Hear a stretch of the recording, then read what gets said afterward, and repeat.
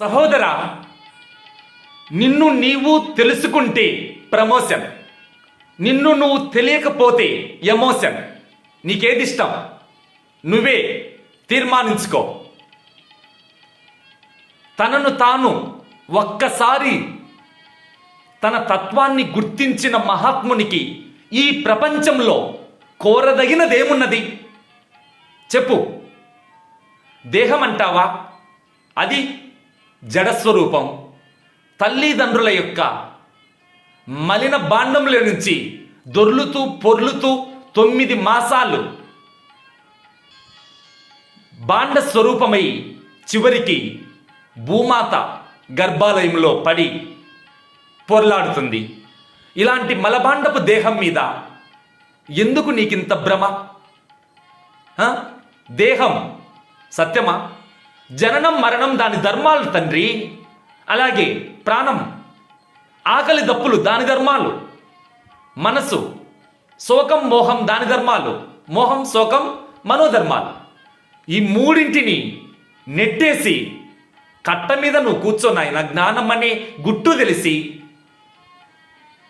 పరమాత్మ అనే పట్టాను రాసుకొని నీవు పరమానంద మూర్తివై పరవశించి బ్రహ్మానంద సౌఖ్యాన్ని పొందు బిడ్డ. నీకు బాధలా? నీకు దుఃఖమా?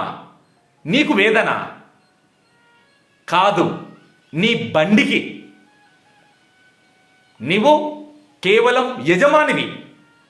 యజమానికే బాధ లేదు. అబ్బా నాకు జ్వరం వచ్చింది స్వామి, అబ్బా నాకు జలుబు పట్టింది, నాకు బాధలు, బంధాలు, దుఃఖాలు, వేదనలు. అజ్ఞానం అనే తల్లికి పుట్టిన బిడ్డలు ఇవన్నీ.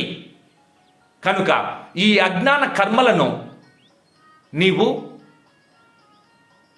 జ్ఞానమనే అగ్నితో దగ్ధం చేయి. యస్య సర్వే సమారంభాః కామ సంకల్ప వర్జితాః జ్ఞానాగ్ని దగ్ధ కర్మాణం తమాహుః పండితం బుధాః. జ్ఞానమనే అగ్నిలో కాల్చిపారే తమ్ముడు.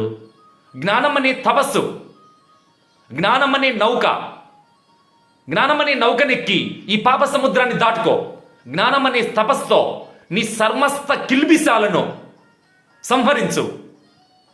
మరి జ్ఞానమనే ఖడ్గం తీసుకొని నీ అజ్ఞాన బంధాలను, అంటే నా భార్య, నా బిడ్డ, నా కొడుకు, నా బంధువు, నా మిత్రుడు, నా శత్రుడు, ఇవన్నీ ఏమిటి? నీ మనసులో బంధాలు, నీ మనసులో కామ సంకల్పాలు. వీటిని జ్ఞాన ఖడ్గంతో ఛేదించు. మిత్రమా, ప్రతి మనిషి తన తత్వాన్ని తాను తెలుసుకోక తాపత్రయాల చేత తల్లడిల్లిపోతున్నాడు. తాపత్రయం అంటే అర్థం ఆది భౌతిక, ఆది దైవిక, ఆధ్యాత్మిక. ఈ 3 తాపాలు ప్రతి మనిషిని పతనం చేస్తున్నాయి, జీవితాలను వృధా చేస్తున్నాయి. మిత్రమా, నీ జీవితం ఎంత విలువైంది? ఈ భూప్రపంచంలో నిట్ట నిలువుగా నడిచే ప్రాణి ఒక్క మనిషి మాత్రమే. అలాంటి ఉత్తమ జన్మను తెచ్చుకొని అడ్డంగా బతికే అడ్డగాడిదల జీవితం గడుపుతానంటే నీ జీవితం వృధా అవుతుందిరా బిడ్డ. కనుక పరమ పవిత్రమైన ఈ జన్మను తెచ్చుకొని ఎన్నెన్నో గర్భములా జన్మించి తిని నేను ఇక చాలు ఈ జన్మ మర్మం యొక్క, అంటే రహస్యాన్ని ఛేదిస్తే నీ కర్మలన్నీ కాలిపోతాయి. మిత్రమా,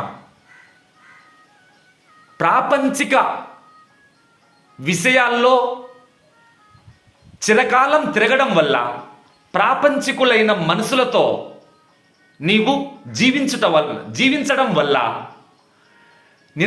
ఎక్కువ కాలం మూఢులైనటువంటి మానవ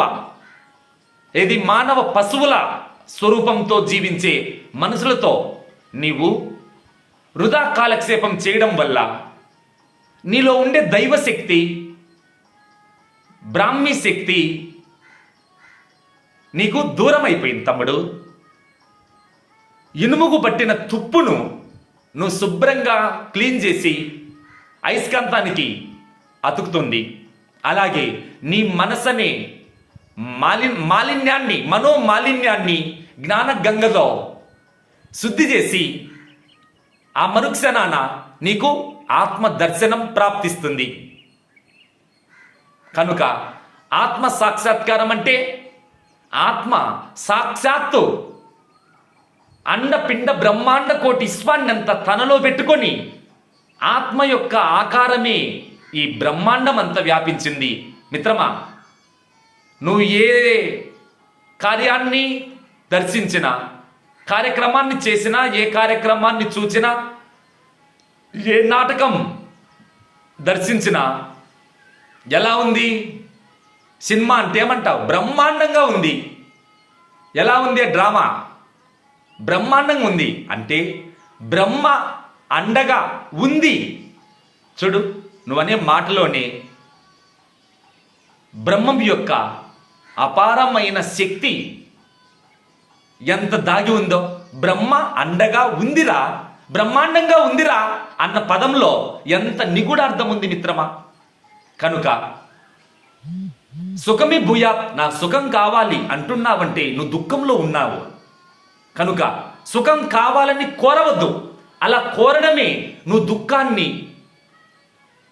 దగ్గర పెట్టుకుంటున్నావు, దుఃఖంలో ఉంటున్నావు. కనుక మిత్రమా, సుఖ దుఃఖాలు, మంచి చెడ్డలు, మానవమానాలు, వీటన్నింటినీ అజ్ఞాన ఆకృతులని గుర్తించు. నా దత్తే కస్యచిత్ పాపం నచైవం సుకృతం విభు అజ్ఞానే ఆవృతం జ్ఞానం తేన ముహ్యంతి జంతవః. పాప పుణ్యాలు, పుణ్యాత్ములు పుణ్యం కోసం పరుగులు తీస్తుంటే, పాపాత్ములు పాపకర్మలు చేసి పరితపిస్తుంటే, కానీ రెండింటిని కూడా పక్కకు నెట్టేసి కర్మణ్యేవాధికారస్తే మా ఫలేసు కదాచన మా కర్మ ఫల హేతుర్భూహు మాతే సంగోస్వ అకర్మని. అంటే కర్మ ఫలముల యందు ఫలితాన్ని ఆశించక నిష్కామ కర్మలతో మహాత్ములైన త్యాగదనులో ధన్య జీవితం గడుపుతున్నారు. యజ్ఞ దాన తప కర్మ నత్యాజ్యం కార్యమేవ తత్ యజ్ఞో దాన తపచ్చైవ పావనాని మనీషీనాం. మనీషీనాం మిత్రమా, మనిషి ఎందుకు? నీ పేరులోనే ఉంది మనిషి. మని అంటే ధనం.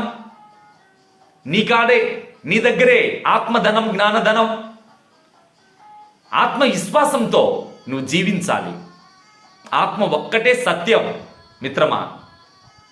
ఏదో పైకి 4 మంచి పనులు చేసి నా అంత దాత, నా అంతటి మహాత్ముడు లేడని డబ్బా కొట్టకో. చూడు, నీ గుండెకాయను కొట్టేది ఎవడు? నీ రక్తనాళాలు ప్రవహింపజేసేది ఎవరు?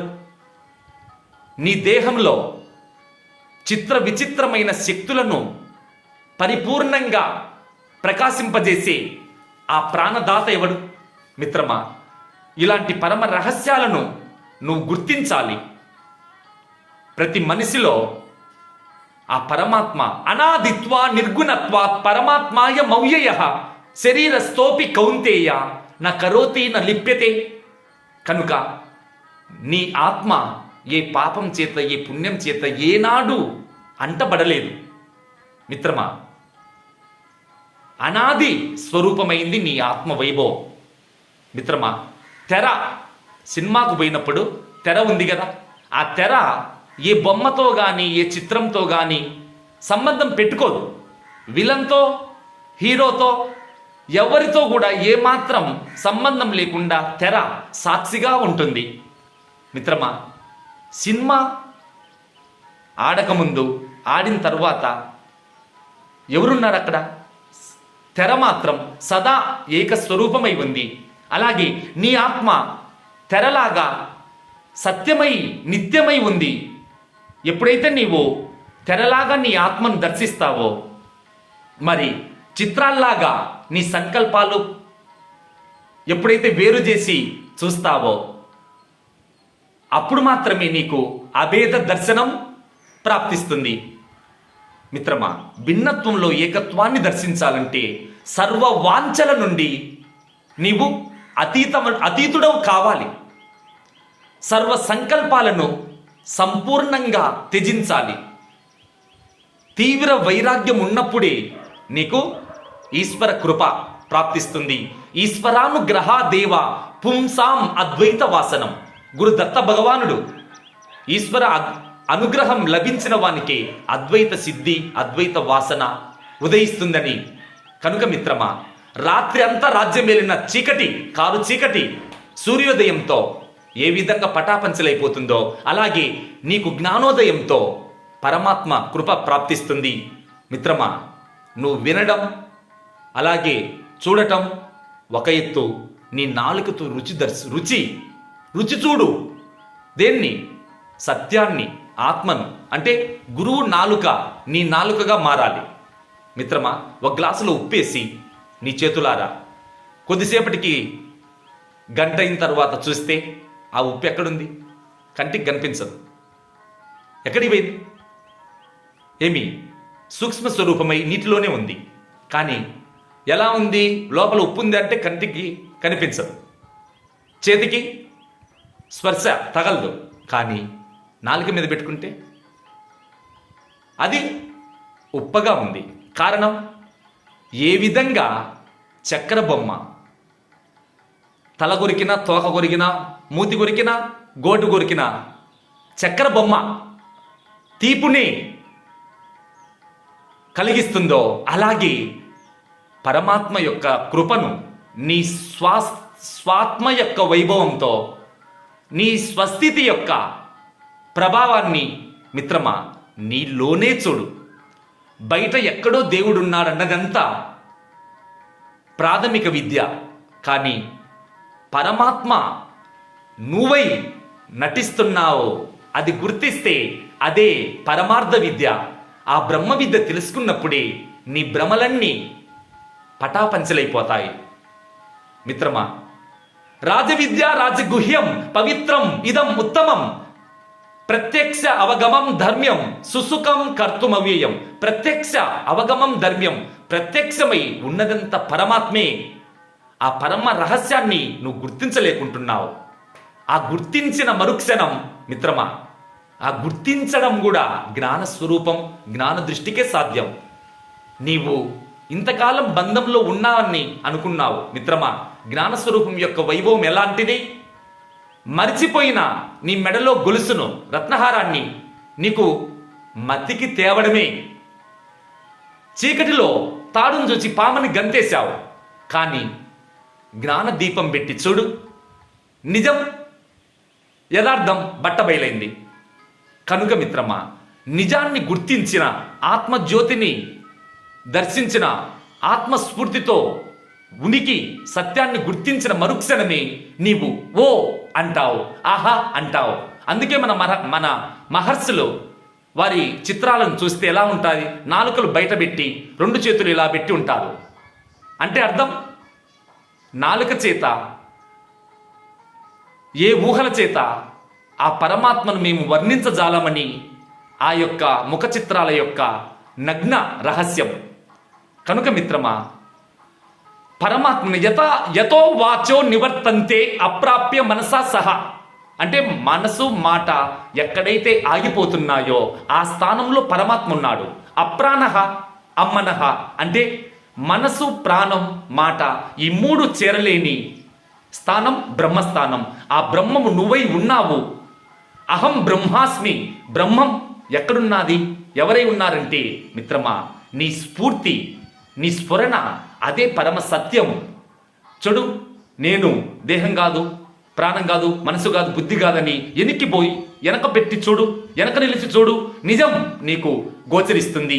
ఆ గోచరించిన సత్యమే శాశ్వతమైన సత్యం, శివం సుందరమై, సత్యం జ్ఞానం అనంతం బ్రహ్మమై ప్రకాశిస్తుంది. ఆ అనంత కోటి స్వాత్మకు అంజలి ఘటిస్తూ ఓం స్వస్తి.